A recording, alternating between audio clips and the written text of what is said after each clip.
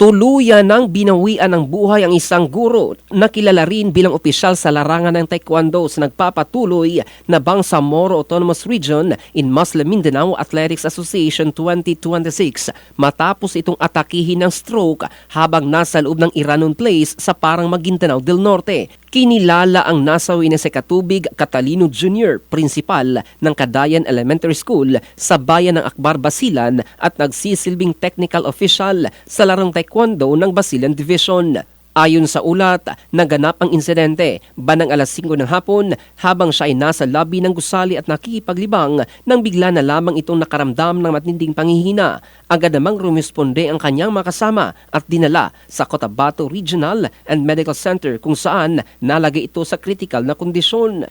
Makalipas ang higit 24 oras ay tuluyang binawian ng buhay ang prinsipal. Nagluluksa naman ang kanyang makasamahan sa kanyang biglaang pagpanaw. In the heart of changing lives, ito si Jofel Candado ng Brigada News Philippines, the Music and News Authority.